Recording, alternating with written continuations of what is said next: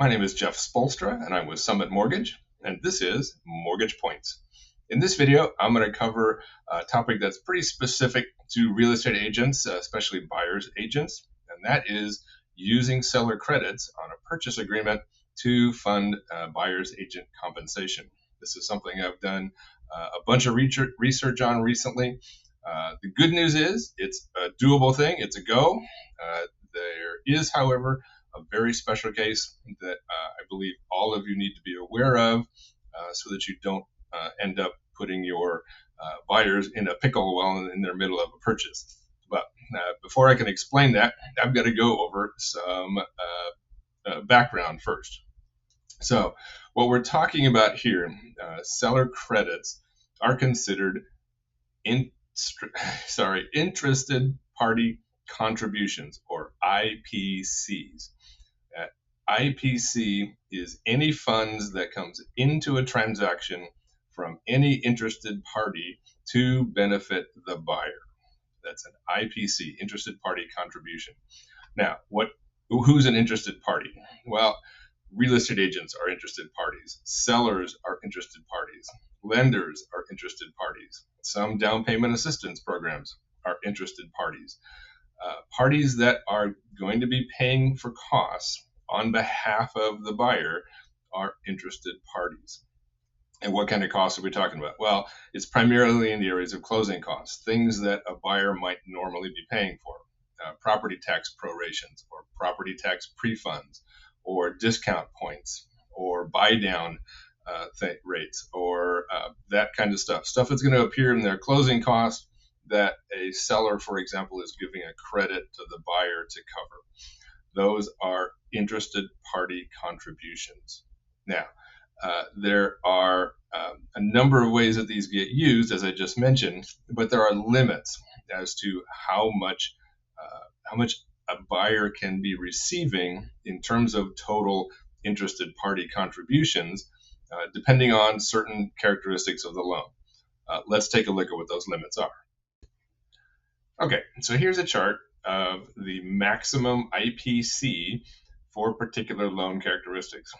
Left-hand column, you see principal, resident, or second home, and investment properties. In the middle column is loan to value, or in other words, down payment. And then the right-hand column is the maximum total IPC that's allowed. So if you're buying a principal residence and you're putting less than 10% down, so you have an LTV greater than 90%, the total interested party contribution amount cannot exceed 3%. The row below that, if your down payment is between 10% and less than 25%, that maximum IPC limit goes to 6%. And if you're putting down 25% or more, then you have a 9% limit.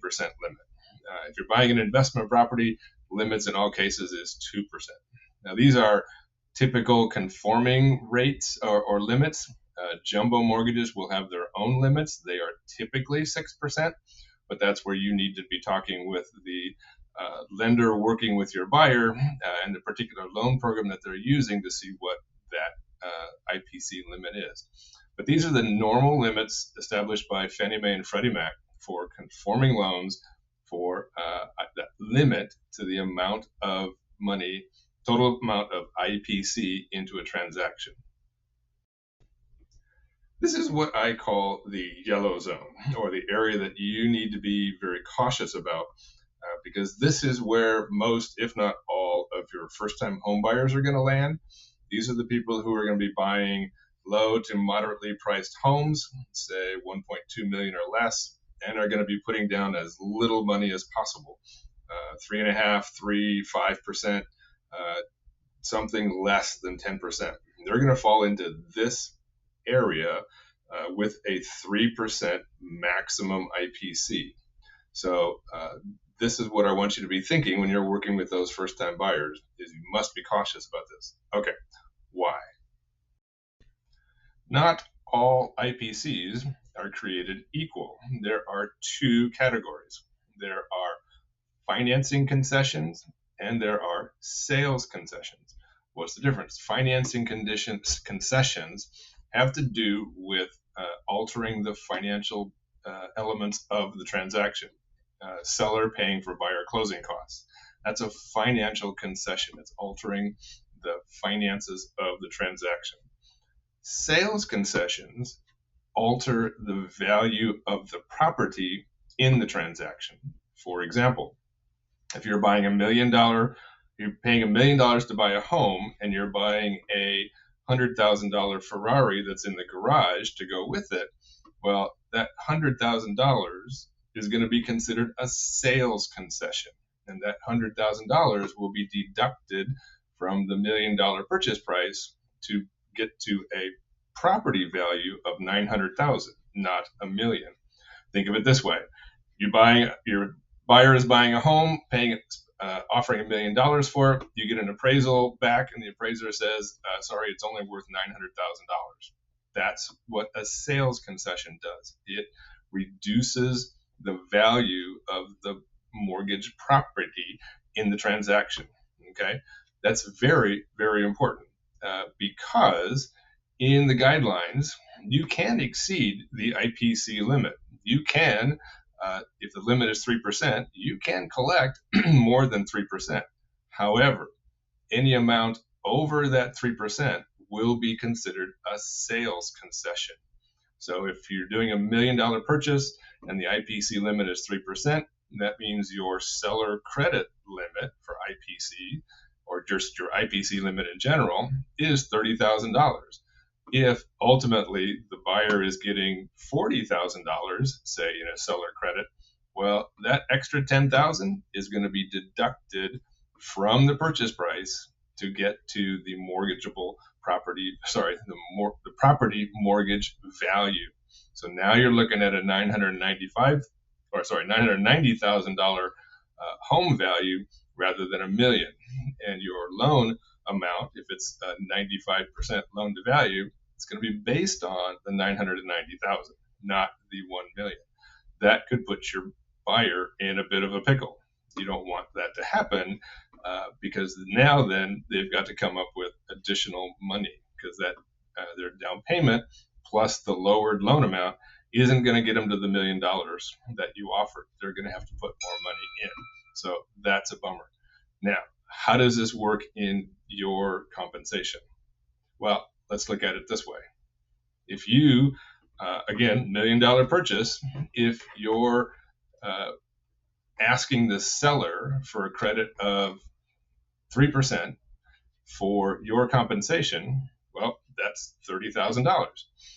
That's great. It fits within the 3% IPC limit, no problem. Now, if your buyer wants to also get a $10,000 credit because they want to have money left over when the transaction is done to fix up the bathroom or repair the roof or something like that, well, now you're looking at 3%, $30,000 for your compensation, $10,000 for their request.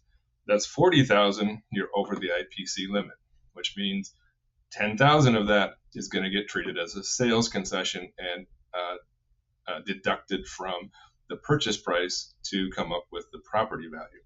You don't want that to happen. You don't want that to happen in the middle of a transaction and your buyer ends up going crazy because they're having to put in extra money that they don't have. All right. Now, what can you do about that? Well, and this is where I've got to make a disclaimer that says everything I'm going to tell you now is untested.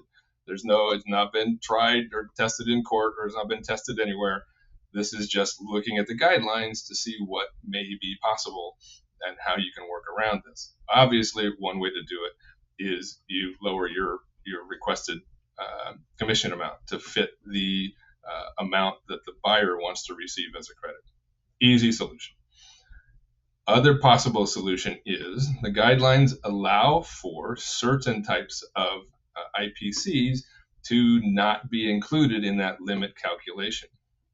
Things that are per local common customary procedure that a seller would normally pay, those kinds of things do not have to be included in that IPC limit calculation.